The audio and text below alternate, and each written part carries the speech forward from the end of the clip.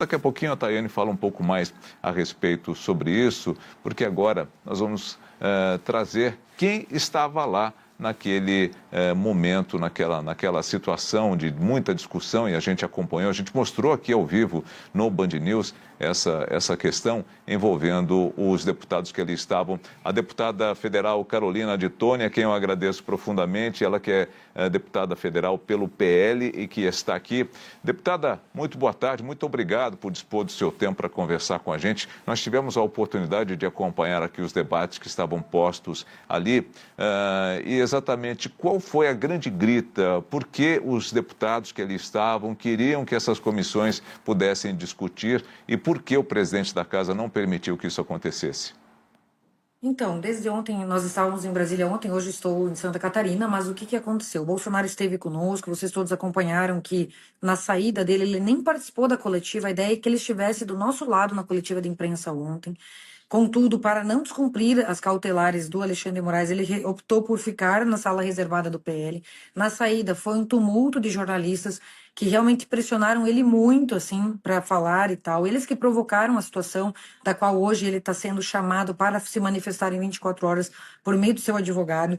E qual a ideia? No dia de hoje, nós nos posicionarmos enquanto oposição, uma vez que nós temos a segurança pública, que comanda o deputado Bilinski de São Paulo, e a Credem, que é o deputado Felipe Barros do Paraná, para convocar as comissões, como foi feito, fazer a comissão funcionar no recesso, até porque um recesso branco não é um recesso previsto no regimento, ou seja, deveria a casa estar funcionando para aprovarmos moções de aplausos, de apoio ao presidente Bolsonaro, ou seja, é um gesto político que a oposição está fazendo para demonstrar que não é o governo que está retalhando o Bolsonaro, nem o judiciário que está perseguindo, mas que há dentro do Brasil pessoas que apoiam o presidente Bolsonaro, que estão denunciando a perseguição que ele está sofrendo. E aí vimos esse ato do Hugo Mota, que na verdade está fora do Brasil, então em tese ele nem estaria respondendo pela Câmara, uma vez que ele está fora do Brasil, e a mesma coisa que é o primeiro vice-presidente, que é o Altineu, quem estaria assumindo é o Elmar Nascimento, na verdade, né, desde ontem, mas ele então gera esse ato que nos surpreendeu a todos, uma vez que nós tínhamos quórum para convocar, já tinha dado quórum para funcionar a segurança pública e fomos surpreendidos com essa medida que também beira ao autoritarismo, né? Vamos fazer essa crítica ao presidente Hugo Mota, porque ele não pode querer calar a oposição como está fazendo o governo Lula, como está fazendo o Supremo Tribunal Federal. Deputada, de que forma a gente sabe que a oposição vem se manifestando contrária às medidas que foram impostas ao ex-presidente Jair Bolsonaro, como o uso da tornozeleira, como ele mostrou aí, né, o fato dele conseguir comunicar com o seu público, com o seu eleitorado, também o fato de não poder fazer reuniões com algumas pessoas ou simplesmente à noite, que já há um cerceamento ali de liberdade.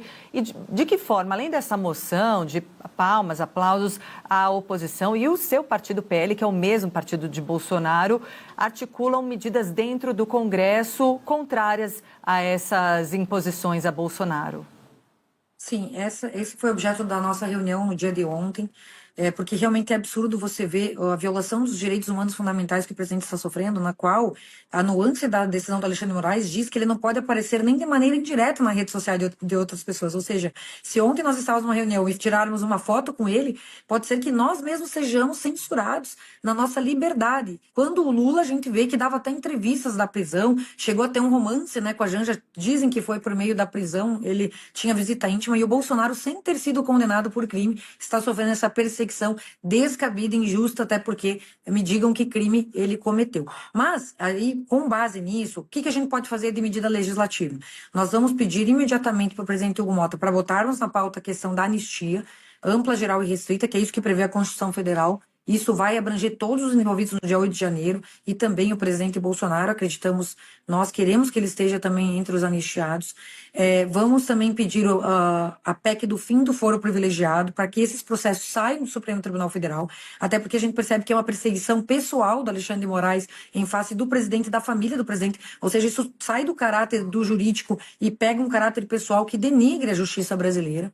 Também vamos pedir a PEC 8 e a PEC 28 para limitar esse poder exacerbado que o Supremo Supremo está tendo hoje, que ele está pautando tudo, ele derruba, a gente derruba o IOF, ele vai lá e retoma o IOF por decisão monocrática, isso desrespeita a vontade do Congresso Nacional, e por parte dos senadores Damares e Magno Malta, que estavam representando os senadores, eles também vão pedir que seja pautado imediatamente o impeachment do ministro Alexandre de Moraes, que essa é uma das respostas que o governo, que a gente está querendo demonstrar para o governo Trump, de que a gente não concorda com esse autoritarismo, com esse abuso de autoridade que está vindo da mais alta corte de justiça, em especial do ministro Alexandre de Moraes.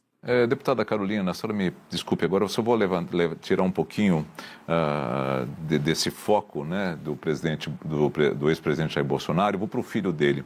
Eu queria saber da sua opinião, afinal de contas é um colega seu que pede licença de 120 dias, eu acho que é uma licença remunerada ou não remunerada, não sei. Não remunerada. 122 dias, enfim, que eu me esqueci aqui se era remunerada porque houve um gasto, né, há gastos indiretos que são os gastos com os assessores que ficam no gabinete dele, então, de certa forma, você tem ali gastos expressivos que são feitos para que o gabinete possa funcionar. Mas, de outra forma, ele vai aos Estados Unidos, leva 2 milhões de reais do ex-presidente em PIX, que é para se manter por lá, e, ao mesmo tempo, ele mesmo chama para si responsabilidade de que o Brasil está sendo sobretaxado em 50% em suas exportações, o que prejudica a economia e prejudica os brasileiros com empregos. Eu queria saber da senhora o que a senhora pensa a respeito disso, se a senhora acha isso certo, se isso também é de bom tom. Eu acho que essa premissa sua, com todo respeito, ela não é verídica, porque basta não é verídica, ver que quando deputada? o Bolsonaro era presidente... Deputada, ele veio a público... minha argumentação que eu ouvi agora com respeito. Ele veio a público e disse, o Eduardo Bolsonaro vídeos... está exercendo o seu direito de liberdade de expressão e de jogar para o meio internacional o que está acontecendo no Brasil. Coisa que os deputados do Lula fizeram o tempo todo, denegrindo a imagem do presidente Bolsonaro enquanto presidente, chamando ele de genocida, chamando Lula de inocente, e ninguém nunca prendeu o deputado por estar livremente expressando a sua opinião dentro do nos Brasil. meios internacionais. Dentro do Ao Brasil. contrário do que o senhor disse, o Eduardo Bolsonaro não falou que pediu a taxação da nação. Ele deu uma live ontem, afirmando, ele quer a punição individual das autoridades que estão cometendo abuso de direito. E outra coisa, ele tem o direito de se comunicar com seu pai, por isso que é um abuso de direito evitar isso por meio da decisão judicial. Se o pai dele quer ajudar financeiramente, é justamente porque ele não está tendo remuneração alguma por estar lá, e ele está sendo perseguido. O PGR e o Alexandre de Moraes reabriram a investigação sobre ele, e o PT já pediu a prisão, ou seja, se ele botar os pés no país, ele vai ser preso. E que crime o Eduardo cometeu? Por falar a verdade do que está acontecendo no Brasil, o que me admira é que a imprensa, infelizmente, esteja sendo conivente com esse estado de exceção que se instalou no Brasil, de violação aos direitos humanos fundamentais, patriotas e do maior líder de direita que esse país já teve. Não deposite essa responsabilidade no colo da imprensa. A imprensa faz relatar. O próprio filho do ex-presidente tem feito esses vídeos e ele diz que fez manipulações para que chegasse até o presidente Donald Trump. Depois é que ele fala que as taxações não foram como ele queria, que a penalização deveria ser sobre autoridades, que também foram. Mas o senhor acha correto alguém ir fora do país e fazer movimentações contra o seu próprio país, contra os cidadãos brasileiros? O senhor acha correto isso? Porque a senhora está falando de parlamentares brasileiros que fizeram denúncias aqui, ou fizeram queixas, ou fizeram ou ilações, o que seja o que for, mas dentro do território brasileiro. Em nenhum momento foram a outro território fazer esse tipo de manifestação. Então, a senhora me perdoe, mas eleições de 2022 onde está... tendenciosas, quando o ministro Alexandre de Moraes fez um processo tendencioso a favor do Lula, correto é ele ser vítima, acusador e julgador ao mesmo tempo, correto é ele cercear liberdades individuais fundamentais de uma pessoa que ainda está sendo investigada. Cadê o princípio de presunção de inocência? Deputada, mas discuta-se dentro do país. Um estado de exceção. É lamentável que a gente veja o que está acontecendo.